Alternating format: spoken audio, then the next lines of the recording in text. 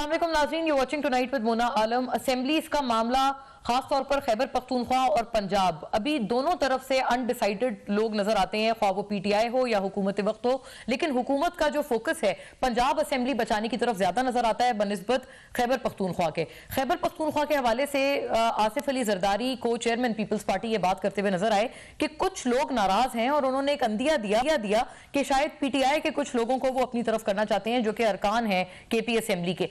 लेकिन नाज़रीन, अगर ये वफादारियों के तब्दील होने तक मामला आ पहुंचा है तो यकीनन इस मामले के ऊपर हमें बड़े दोहरे मयार नजर आते हैं। जब किसी सियासी पार्टी को सूट करता है तो कहते हैं अपनी जमीर की आवाज सुनकर ये तमाम लोग हमारे साथ आ गए हैं। आप याद करें सेनेट चेयरमैन का जब इलेक्शन था और ये तमाम मामला पीटीआई के फेवर में हुआ था और मौजूदा हुकूमत जो देन अपोजिशन थी उनको एम्बेरसमेंट का सामना हुआ था, तो उस वक्त पीटीआई ये बात करते थे कि जी उन्होंने अपनी जमीर की आवाज सुनी। सिमिलरली पंजाब असेंबली में जब वजीर आला बनाया गया था हमजा शहबाज साहब को, जिसको कोर्ट ने फिर ओवरटर्न किया था, उस वक्त यही बात हुकूमत वक्त के लोग करते हुए नजर आते थे कि पीटीआई के जो मुनहरिफ अरकान हैं और जो उनके ग्रुप्स हैं, डिसेडेंट ग्रुप्स हैं, उन्होंने अपनी जमीर की आवाज सुनी और वो इस तरफ हो गए। ये खेल जो है नाजरीन वो सियासत में चलता ही रहता है, लेकिन अब ऊंट किस करवट बैठेगा, इस वक्त मौजूदा जो एक कोशिशें हो रही हैं हुकूमत से और अपोजिशन की तरफ से, वो कितनी कामयाब होंगी इन दोनों के फेवर में, इसके ऊपर भी बात करेंगे। बट नाजरीन, द प्राइमरी क्वेश्चन रिमेन्स कि are we talking about the elephant in the room. मईशत के हवाले से भी पोल्स अपार्ट नैरेटिव्स आते हैं। एक तरफ हुकूमत वक्त और वजीर खजाना अश्योर करते हुए हर तरह से नजर आते हैं कि कोई डिफॉल्ट का खतरा पाकिस्तान को नहीं है, वहीं दूसरी तरफ हम देखते हैं पीटीआई बारहा ये कहते हुए नजर आते हैं कि Pakistan is on the brink of default. इसके ऊपर बात करेंगे। हाँ, लेकिन एक बात है जो फैक्चुअली बिल्कुल अप्लाई होती है और बहुत दुरुस्त है, लेजिटिमेट है, वो ये है कि बैनुल-अक़वामी मंडी में खाम तेल की कीमतों में मुसलसल कमी के बावजूद भी पाकिस्तान को इस दफा भी कोई कमी ट्रांसलेट पाकिस्तानियों को नहीं की गई हुकूमत वक्त की तरफ से। जो डीजल और पेट्रोल हैं, जो बेसिक एसेंशियल जो पेट्रोलियम प्रोडक्ट्स हैं, उनमें कोई कमी नहीं की गई, उन कीमतों को अनचेंज रखा गया है। यकीनन अगर ये किया जाता तो इन मुश्किल तरीन हालात में आवाम के लिए ये बहुत बड़ा सुख का एहसास होता है, लेकिन अभी भी ताहाल ये कमी नहीं की गई है, बावजूद इसके कि बैनुल-अक़वामी मंडी में मुसलसल गिरावट नजर आती है हमें इन प्राइसेस में। दूसरा नाजरीन, ह्यूमन राइट्स या इंसानी हुकूक के एतबार से बात करेंगे, क्योंकि हुकूमत चाहे जिसकी भी हो, जो भी पावर में हो, जो भी अपोजिशन में हो, ये एक मामला ऐसा है जिसके ऊपर कोई ज़र्ब नहीं आनी चाहिए और ये एक मामला ऐसा है जिसके ऊपर दोनों को अश्योरेंसेस होनी चाहिए। लेकिन बदकिस्मती से जो भी अपोजिशन में होता है वो संगीन ह्यूमन राइट्स वायलेशन का एक गिला करता है, शिकायत करता है हुकूमत वक्त की जानिब से। जब पीटीआई और गवर्नमेंट में थे तो यही गिला मौजूदा पीडीएम और मौजूदा अपोजिशन के लोग करते थे, और अब जब पीडीएम की हुकूमत है, मखलूत हुकूमत है, तो यही गिला हमें बार बार पीटीआई बहैसियत अपोजिशन करती हुई नजर आती है। आज इसमें मजीद इजाफा इसलिए हुआ है कि कमल शोजब साहिबा ने भी अपने दीगर पीटीआई के कॉलीग्स की तरह, जिनमें आजम स्वाति हैं और शहबाज गिल सरे फहरिस्त हैं, शामिल हैं, उनकी तरह उन्होंने भी एक दफा यही बात बरमला कही है कि उनको भी इसी किस्म की हरासगी का सामना है। अब ऐसे में नाजरीन, आइडियली स्पीकिंग जो मुल्की इदारे हैं वो पार्टिजन नहीं होने चाहिए और उनको चाहिए कि चाहे हुकूमत से शिकायत आए या ऑपोजिशन से शिकायत है, उनको एक ही तरह से एक ही लाइट में लिया जाए। लेकिन बदकिस्मती से इदारे उस तरह से मुतहरिक नहीं नजर आते और हर दफा यही होता है कि जो इदारे होते हैं वो ऑपोजिशन ऑफ द डे के खिलाफ तो सरगर्म होते हैं, लेकिन हुकूमत वक्त के हवाले से एक चुप्पी साधी जाती है। ये इस दफा भी हमें नजर आ रहा है। इसके ऊपर भी हम एट लेंथ बात करेंगे। लीगल व्यूज नाजरीन आज शामिल गुफ्तगू रखेंगे, partisan and non partisan both. मेरे साथ आज जो पैनल में तशरीफ फरमा है तमाम लोग, उनका तारुफ फौरी तौर पर कराती हूँ। मलिका बुखारी साहिबा मुझे नाजरीन ज्वाइन कर रही है पाकिस्तान तहरीक इंसाफ से। आप स्टॉलवर्ट हैं अपनी पार्टी की and of course for legal as well as political perspectives of the PTI. Welcome on board Malika साहिबा, आपको बहुत खुश आमदीद। नाजरीन, जनाब Nihal Hashmi stalwart of the PMLN मुझे ज्वाइन कर रहे हैं अपनी नुमाइंदगी, अपनी जमात की नुमाइंदगी as well as legal perspectives के लिए। वेलकम ऑन बोर्ड निहाल साहब, आपको भी बहुत खुश आमदीद। और नाजरीन, फॉर नॉन पार्टिजन व्यूज और तमाम मामले पर तज्जिए तबसरे के लिए बैरिस्टर एहतशाम अमीरुद्दीन ने मुझे ज्वाइन किया है। वेलकम ऑन बोर्ड एहतशाम साहब, आपको भी बहुत खुश आमदीद। मलिका साहिबा, I go with the lady first. आपसे मैं बात का आगाज करना चाहती हूँ। खान साहब ने आज बहुत मायूब बात की है और हम सबको हैरान इसलिए कर दिया है क्योंकि जिस जमहूरियत के लिए हम तमाम कहते हैं कि हम तगो-दौ कर रहे हैं, हम एड़ी चोटी का जोर लगा रहे हैं, अल्टीमेट गोल पोस्ट आप तमाम की वही है। खान साहब ने अपने रीसेंट इंटरव्यू में उसी को एक बिल्कुल रिडिक्यूल कर दिया। सुनिएगा उन्होंने क्या कहा, फिर इसका जवाब फरमाइएगा। ये सिर्फ एंग्लो सैक्सन मुल्कों में चलती है। आपका जो इखलाकियात का म्यार है बहुत बड़ा है, वो बहुत ऊपर होना चाहिए इसके लिए चलने के लिए। वहां कोई लोटा नहीं बनता, ना कोई खरीदे जाते हैं, यहाँ वहां नहीं हो सकता। ये वो कौम अच्छाई के साथ खड़ी है। आप अगर कोई गलत काम करते हैं, वो कौम मीडिया पे, अदालतों पे, पार्लियामेंट पे वो इतना प्रेशर डालते हैं कि किसी की जरूरत नहीं होती पब्लिक ओपिनियन के अगेंस्ट आने की। अब यहां तमाशा तो देखें, मुझे बताइए यहां पार्लियामेंट्री डेमोक्रेसी कैसे चल सकती। जी मलिका साहिबा, ये जमहूरियत की दुकान फिर बंद कर दी जाए बकौल खान साहब के? Thank you Mona. सबसे पहले तो आपका शुक्रिया अपने प्रोग्राम में मधु करने का। It's a pleasure to be on pleasure having you on. देखिए, सबसे पहली बात तो ये है कि आपने निशानदही की जो बुनियादी इंसानी हकूक की खिलाफ वर्जी हुई है। अगर मैं आपकी इजाजत से उसके ऊपर थोड़ी सी बात कर लूं प्रोग्राम की शुरुआत में। देखिए मोना, मैं एक सियासी कारकुन हूं। मेरी बहुत लंबी वाबस्तगी है पाकिस्तान तहरीक इंसाफ से। मैंने पाकिस्तान के अंदर 1 दिहाई से ज्यादा अब गुजारा है अपनी तालीम हासिल करने के बाद, लेकिन मैंने ऐसा आमिराना दौर कभी नहीं देखा। ऐसा आमिराना दौर जिसके अंदर सहाफियों की इस किस्म की हरासगी हुई हो, जहां पर खवातीन की चादर और चार दीवारी इस तरह पामाल की गई हो, जहां पर खवातीन को इखलाकी तौर पर निशाना बनाया गया हो, उनकी नाजेबा वीडियोस डीप फेक बनाकर नशर की गई हो, जहां पर खवातीन के घरों की चादर और चार दीवारी पामाल की गई हो। बड़े सियासी रहनुमा जो अपने आप को आलिम दीन कहते हैं, उनकी गुफ्तार जो है वो सियासी और इस्लामी तकाजों से गिर जाए, तो इसकी जितनी मजम्मत की जाए उतनी कम है। पाकिस्तान तहरीक इंसाफ वो जमात है जिसने मेरे जैसी मिडिल क्लास खवातीन को, कमल जैसी प्रोफेशनल खवातीन को ये मौका दिया कि हम सियासत के अंदर शामिल हों, अपने घरों को छोड़कर, अपनी प्रोफेशंस को छोड़कर, अपने खानदान से इजाजत लेकर हम सियासत में मुतहरिक हुए। लेकिन इसलिए मुतहरिक नहीं हुए कि सियासी कारकुन दूसरी जमात के, सियासी लीडरान दूसरी जमात के पाकिस्तान तहरीक इंसाफ की खवातीन के साथ नाजेबा सलूक करें और पाकिस्तान के आईनी इदारे खामोश रहे। देखिए, पाकिस्तान की आला अदालत है, पाकिस्तान के अंदर FIA है, पाकिस्तान के अंदर पुलिस फोर्स है, सब बिल्कुल बिल्कुल दुरुस्त हो गया मलिका साहिबा। ये बिल्कुल हम इसको अनइक्विवोकली इन तमाम चीजों को कंडेम करते हैं। रवैया एक इजाफा कर दें, बिकॉज आप इसका जवाब आपने पहले फरमाया है, सिर्फ इसमें इतना इजाफा कर दें कि जो आपसे मौजूदा हुकूमत कहते हैं कि जब आप लोग गवर्नमेंट में थे तो इस तरह की चीजें तब भी नजर आती थी। आई मीन उस वक्त भी यही चीजें होती थी कि ये कमरों में कैमरे नस्ब किए जाते थे, मरियम नवाज साहिबा ने कहा। फिर उसके बाद इमरान खान साहब की भी उस वक्त की तकरीर आई क्लियरली रिकॉल, जहां वो कह रहे हैं कि मरियम नवाज साहिबा, कैप्टन सफदर नाराज हो जाएंगे, मेरा नाम ना लिया करो बार बार। तो ये कुछ चीजें अक्रॉस द बोर्ड आपकी तरफ या आपकी जमात की तरफ से जब आती हैं तो क्या वैसे ही हमें कंडेमनेशन नहीं नजर आनी चाहिए फ्रॉम योर गुड सेल्फ्स?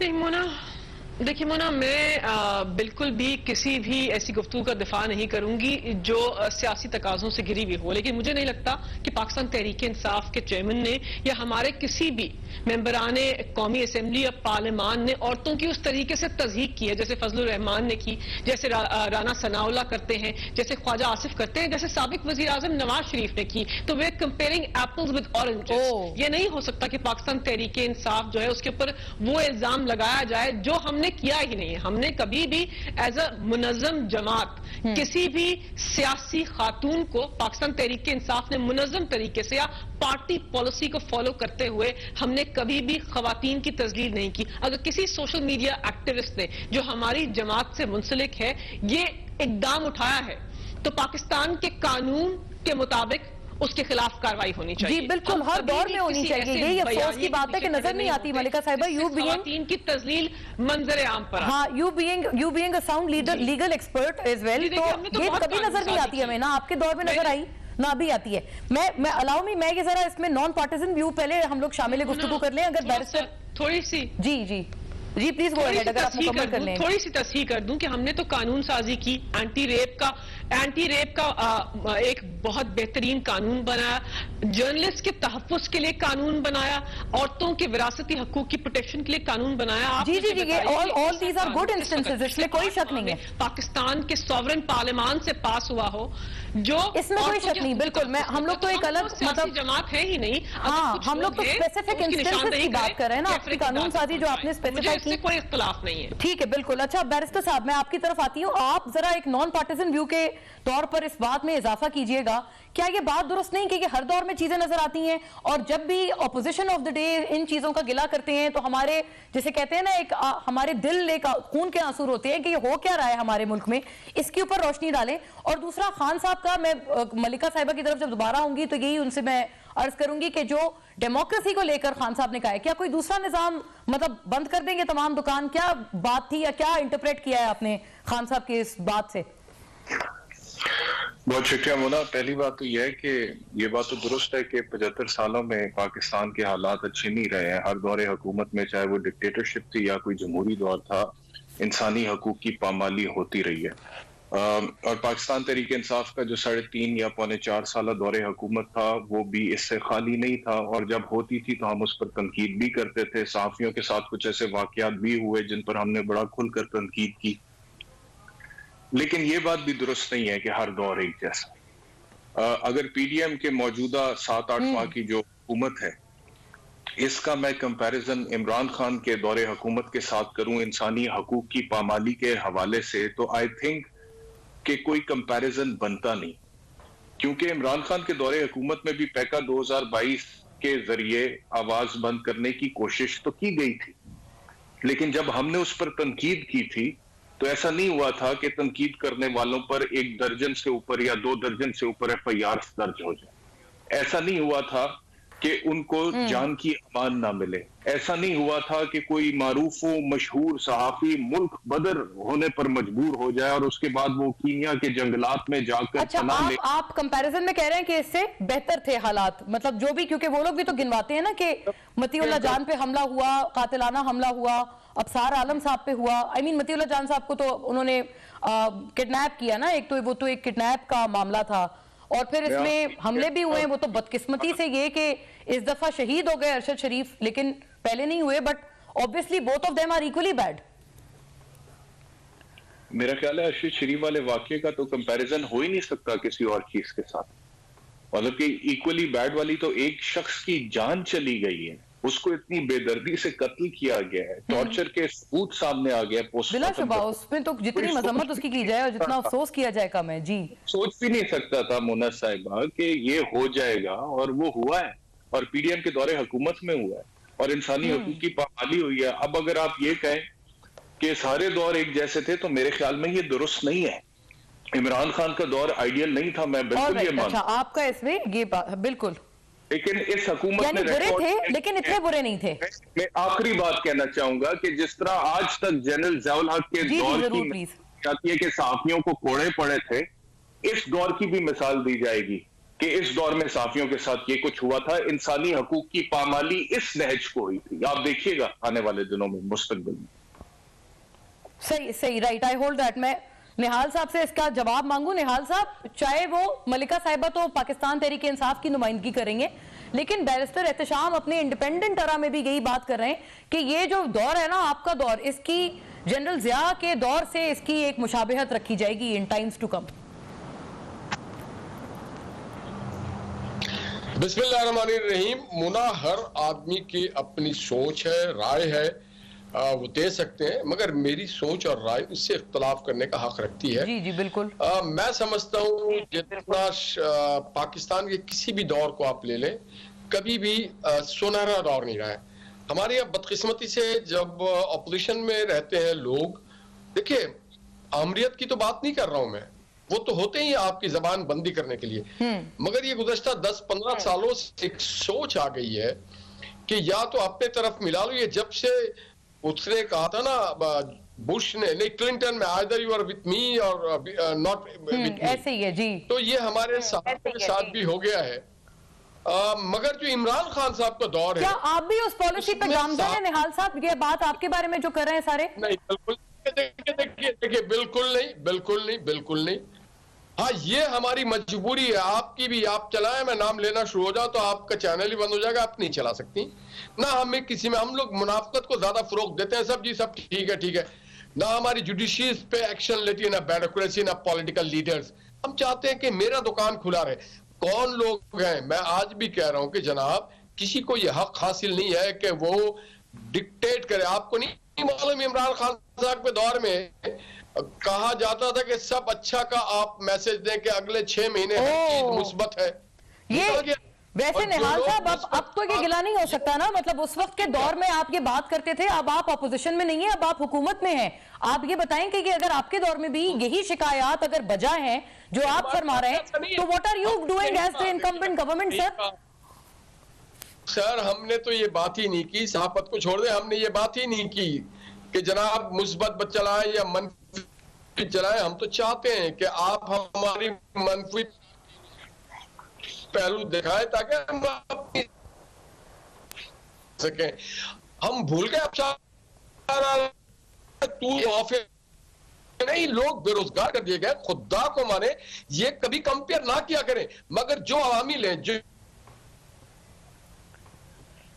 अच्छा ये जो आपने बात की ना कि हाँ लोग बेरोजगार कर दिए गए, बिल्कुल ये बात सही है। मैं निहाल साहब आपकी तरफ लौटती हूँ, आप अपना नुक्ता नजर मुकम्मल कीजिएगा। ब्रेक के बाद आप कह रहे हैं कि उस वक्त भी ये चीजें हुई, जाहिर है अभी बात है जिन लोगों ने तनकीद की, ऑपोजिशन आपके ऊपर ये तनकीद करते हैं कि इस वक्त तो बिल्कुल वो बेचारे अपने जान से जा रहे हैं। आफ्टर अ ब्रेक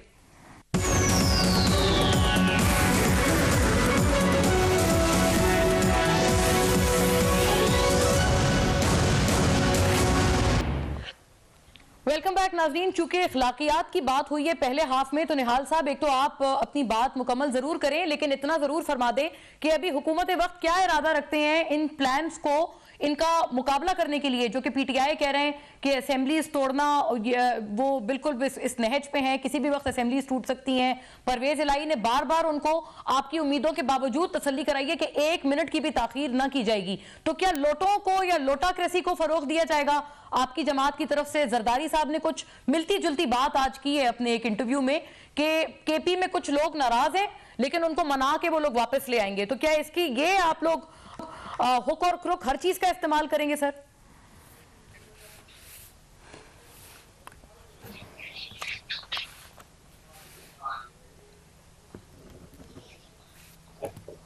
ऑलराइट, निहाल साहब को मैंने रिकनेक्ट करना है ताकि इस बात का जवाब आ जाए। जी मलिका साहिबा, आपने पहली गुजारिश का जवाब नहीं फरमाया कि अगर जमहूरियत नहीं करनी तो क्या दूसरा क्या निजाम, आई मीन यहाँ डिक्टेटरशिप, आमरीत या प्रेसिडेंशियल सिस्टम नाफिज कर दें, क्या करें?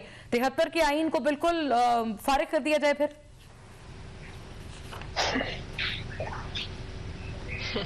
देखिए मोना साहिबा, जब भी हम साबिक वजीर आजम की इस किस्म की वीडियोस प्ले करते हैं तो उससे हम ये अखज़ नहीं कर सकते कि एक घंटे के इंटरव्यू के अंदर साबिक वजीर आजम ने 1 मिनट के क्लिप में जमहूरियत की मुकम्मल तौर पर नफी कर दी है। तो आप काबिल एहतराम है, लेकिन मेरा तज्जिया और मेरी सियासी जो तालीम है वो ये नहीं बताती कि जिस आदमी के पीछे मैंने 12 साल, जिस आदमी की क़यादत में मैंने अपनी सियासत को आगे बढ़ाया है, वो गैर जमहूरी रवैया रखता है। इमरान खान साहब बहुत ही जमहूरी लीडर हैं जो जमहूरियत की मजबूती में यकीन रखते हैं। जिस आदमी ने 26 साल जदोजहद की हो पाकिस्तान के जमहूरी निज़ाम के अंदर एक तीसरी पार्टी का क़याम करने के लिए, निज़ाम अदल की मजबूती करने के लिए, पाकिस्तान के आईनी इदारों के दायरेकार को मजबूत करने के लिए, क्या वो आदमी कह सकता है, क्या हम ये सोच सकते हैं कि 1 मिनट की क्लिप से अखज़ हो सकता है कि वो आदमी जमहूरियत की नफी करना चाहता है? जहां तक मैं इमरान खान साहब को जानती हूँ, मेरा तज्जिया ये है और मेरी सियासी सोच ये है कि वो कहना चाह रहे थे कि पाकिस्तान के पार्लिमानी जमहूरी निजाम के अंदर सुखम है, और ये बात तो दुरुस्त है। लेकिन मलिका साहिबा एक बात है ना, निजाम की मजबूती की निशानदेही हमेशा करते हैं। एफआई में देखें, मैं मलिका साहिबा जब सेनेट चेयरमैन का इलेक्शन था तो यही अखलाकियात की जब नफी आपके ओपोनेंट्स करते थे तो आप बहुत इस बात पे खुश भी होते थे, ये बात बिल्कुल दुरुस्त है। आप कहते थे उन्होंने अपने जमीर की आवाज सुनी है, तो जो आपको सूट करे वो ठीक है, जो ना करे वो गलत।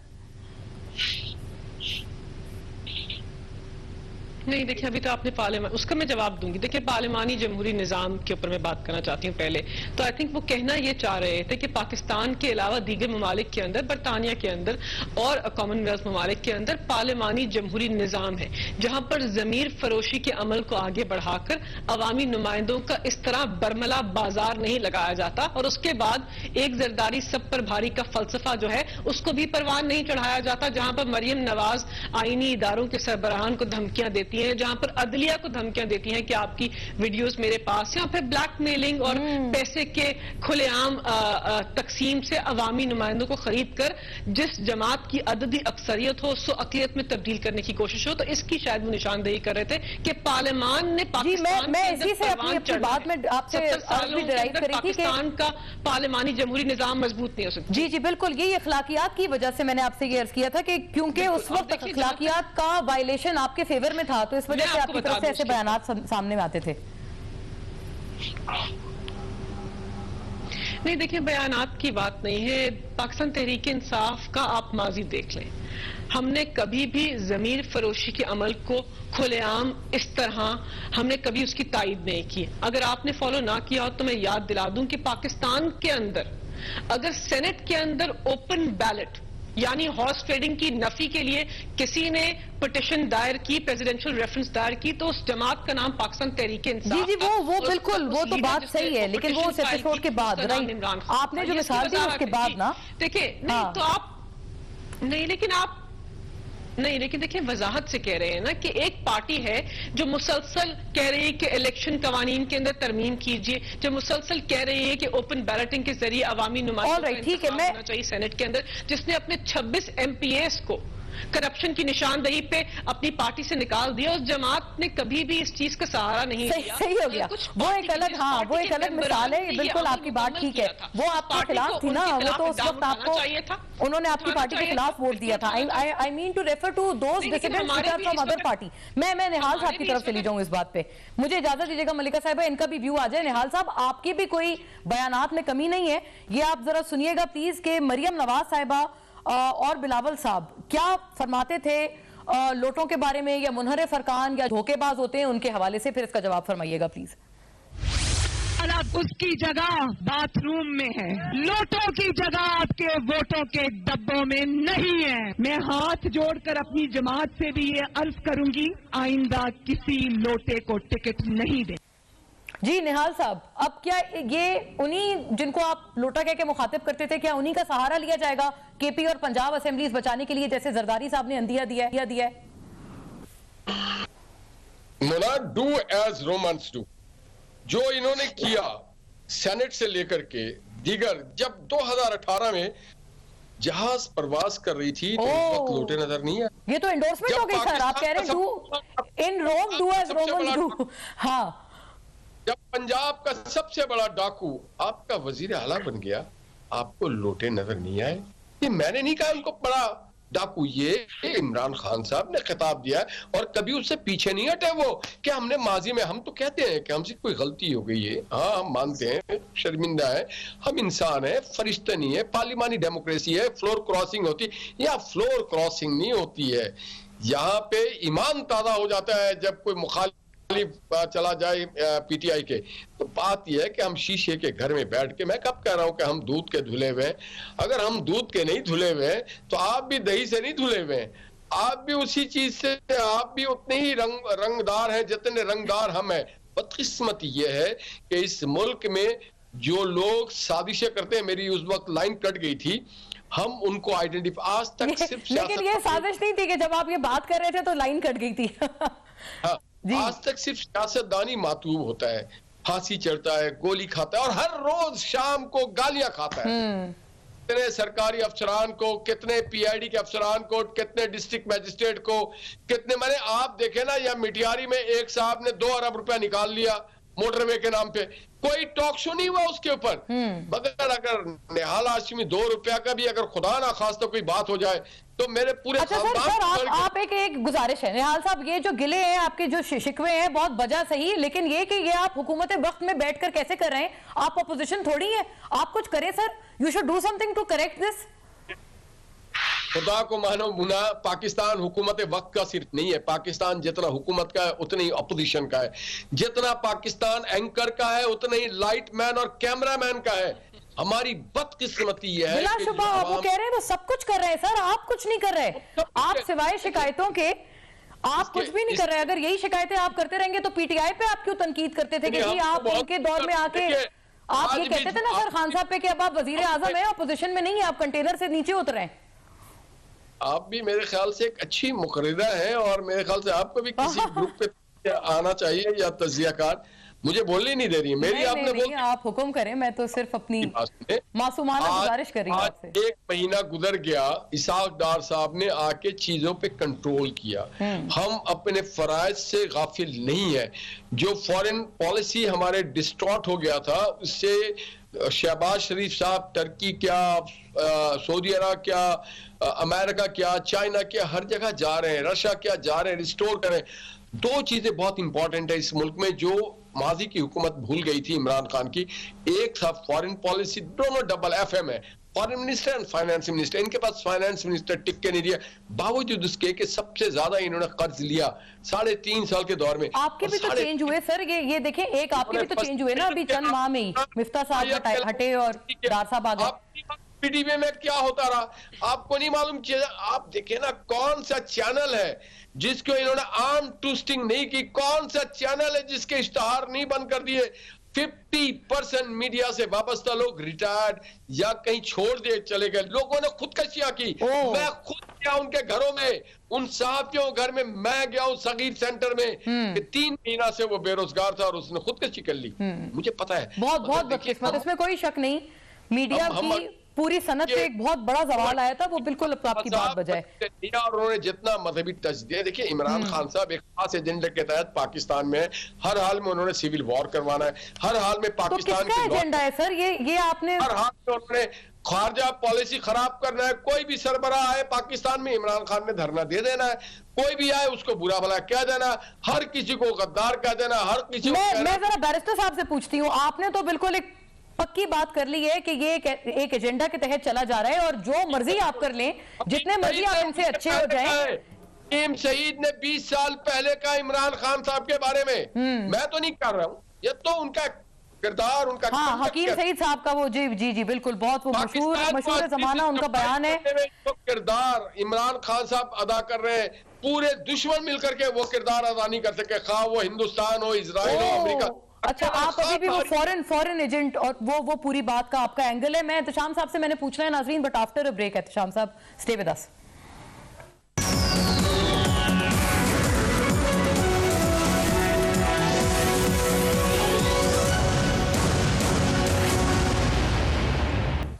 वेलकम बैक नाजरीन। एहतशाम साहब, आपने निहाल साहब की ब्रेक से कबल बात सुनी, वो ये कह रहे हैं कि जो रूल्स ऑफ द गेम है और when in Rome do as the Romans do, तो जो एक rules of the game set हुए हुए हैं, अगर सब कर रहे हैं, PTI कर रहे हैं, तो जाहिर है हुकूमत भी करेगी, हर हथकंडा अपनाया जाएगा। इसके ऊपर जरा बात अपना तबसरा फरमा दें। दूसरा, राना सनाउल्लाह साहब ने आज कहा है कि ये असेंबली तोड़ने का जो अमल है, उन्होंने इसको गैर कानूनी करार दिया है, गैर आईनी, if I may use the correct word. सुनिएगा उन्होंने एग्जैक्टली क्या कहा है। असेंबलियां तोड़ने का अमल जो है, ये अमल भी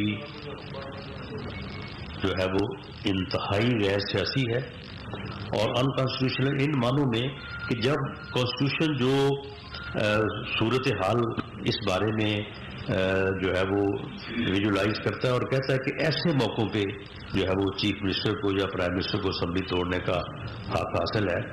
अगर वो हालात ना हो तो फिर असेंबली तोड़ना जो है वो कत्तन जो है वो गैर सियासी और गैर जमहूरी अमल है। जी एहतशाम साहब, गोया ये कि एक्स्ट्रा ऑर्डिनरी सर्कमस्टांसेस में तो ठीक है, आम हालात में कौन असेंबली तोड़ता है? गैर आईनी है ये?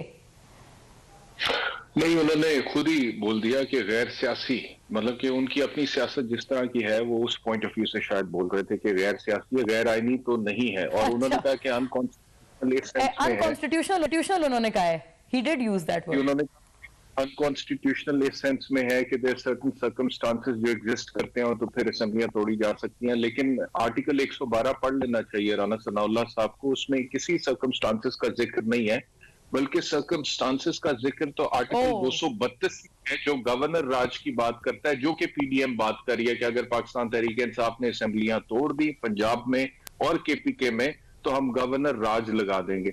उसमें जिक्र है कि अगर कोई एक्सटर्नल थ्रेट हो, जंगो जदल की कैफियत हो, इंटरनल डिस्टर्बेंस इस हद तक हो कि प्रोविंशियल गवर्नमेंट के कंट्रोल से बाहर हो जाए तो फिर जाके गवर्नर राज लग सकता है। और गवर्नर राज जब लगता है तो फंडामेंटल राइट सस्पेंड हो जाते हैं, ये आपको भी पता है। तो वो राना सनाउल्लाह साहब बिल्कुल रिवर्स बात कर रहे हैं जो असल में आईनी तौर पर सूरत हाल है। और आपका पहला सवाल मुझे याद नहीं आपने क्या किया था, लेकिन जो मैं सुन रहा था, राइट, आपने आइन के आर्टिकल्स के तहत आपने हवाला देके इसको हमें बताया है, राइट। हाँ, सुन रहा था। मैं एक बात कहना चाहता हूँ बस। देखिए मोना, मैंने शुरू में भी कहा कि, और ये पीटीआई वाले बड़ा नाराज रहे हैं मुझसे भी और आपसे भी रहे होंगे, क्योंकि तनकीद किसी को भी पसंद नहीं होती है। हमने बड़ी तनकीद की है इमरान खान पे, इनको भी नहीं पसंद, ये तो कहते हैं हम अलग हैं एहतशाम साहब। हाँ जी, तो मारना शुरू कर देते हैं ना, इन पे तनकीद करो तो ये तो पर्चे कराना शुरू कर देते हैं, मारना शुरू कर देते हैं। ये सिर्फ ये नहीं कि उसको बुरा महसूस करते हैं, ये तो वायलेंस पे उतर आते हैं ना। लेकिन बात मैं ये कर रहा था, कौन किसके बारे में आप ये कह रहे हैं, पीटीआई के बारे में या पीटीएम के बारे में? पीडीएम की मौजूदा स्याह हुकूमत की बात कर रहा हूं मैं आपसे, जिसमें सहाफियों पे तशद्दुद के रिकॉर्ड बन गए हैं, मैं उसकी बात कर रहा हूं। मैं ये कहना चाह रहा हूं कि निहाल हाशमी साहब ने थोड़ी देर पहले ये बोला कि ये इमरान खान फॉरेन एजेंट है, तो मैं ये सोच रहा था, मैं ये कहते हुए कि हमने इमरान खान पे बड़ी तनकीद की है, आइंदा भी करेंगे, लेकिन ये कैसा फॉरेन एजेंट है कि जो गोलियां खाने के बावजूद पाकिस्तान में ही बैठा हुआ है, और इस मुल्क का जो असल अजीम लीडर है मियां नवाज शरीफ, वो 19 नवंबर 2019 को प्लेटलेट काउंट नीचे गिरने की वजह से लंदन इलाज की गर्ज से गए थे और आज तक नहीं लौटे। लेकिन 3 नवंबर को इस फॉरेन एजेंट को गोलियां लगती हैं, 26 नवंबर को वो रावलपिंडी जलसे में दोबारा जाकर तकरीर करता है और अभी भी अपने लोगों में बैठा हुआ है और जान का रिस्क लेता है। तो ये कैसा फॉरेन एजेंट है? और मियां नवाज शरीफ इस तरह के अजीम लीडर है कि यहाँ पर कौम के साथ जो मर्जी हो जाए, गरीब आदमी लुट गया है, महंगाई की जो हालत है, पेट्रोल की कीमत फिर इन्होंने कम नहीं की है, बावजूद इसके कि बैनुल अक़वामी मंडी में पेट्रोल की कीमत बहुत दिलचस्प बात है। नवाज शरीफ साहब यूरोप के दौरे पर चले गए, वहां से वापस अभी मैं ब्रेकिंग देख रहा था कि लंदन पहुंच चुके हैं। भाई मेरी सेहत को क्या फर्क पड़ता है, मियां साहब यूरोप जा रहे हैं, लंदन जा रहे हैं, एवन फील्ड में बैठे हैं, वहां से अमेरिका चले जाएंगे, यहाँ पे हमारे हालात क्या चेंज हो रहे हैं। लेकिन ये इमरान खान जो फॉरेन एजेंट बकौल इनके है, ये तो इधर ही बैठा हुआ है, जो भी हालात है, गोलियां खाने के बावजूद इधर बैठा हुआ है, पर्चे करवाने के बावजूद इधर बैठा हुआ है, दहशतगर्दी की तो बड़ा जरूरी जवाब बनता है निहाल साहब का जी, इधर ही बैठा हुआ है। तो थोड़ी सा ऐसा फॉरेन एजेंट मेरे ख्याल में मियां नवाज शरीफ भी बन जाए तो इनकी पार्टी को बड़ा फायदा हो जाएगा। और लेकिन इस पे मलिका साहिबा,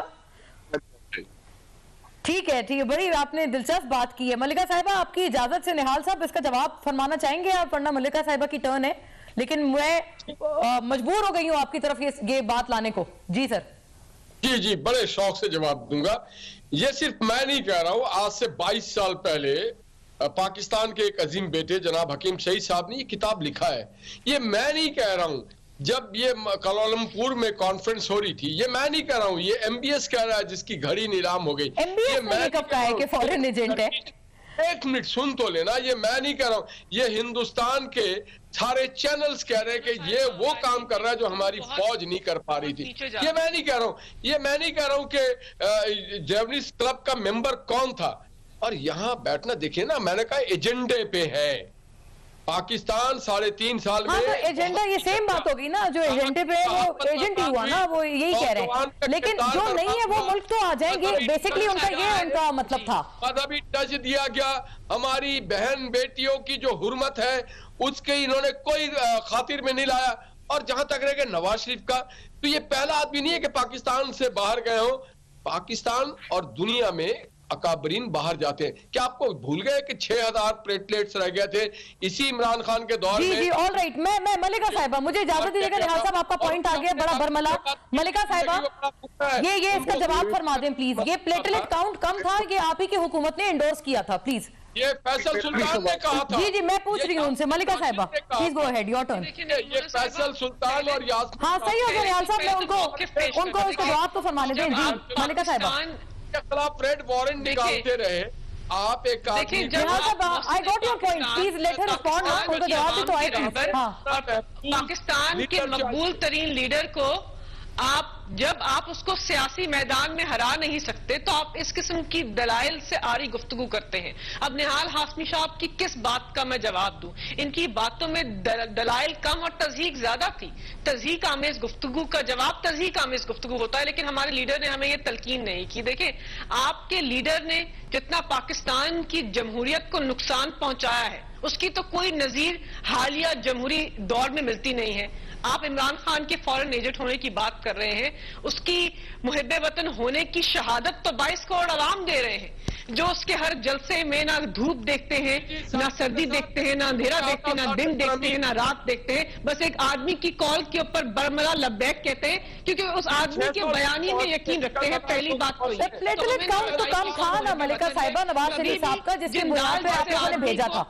ये एक मिनट देखिए, मैं आपसे बताती हूँ, देखिए मुझे मुकम्मल करने दे, हमने जिंदाल जैसा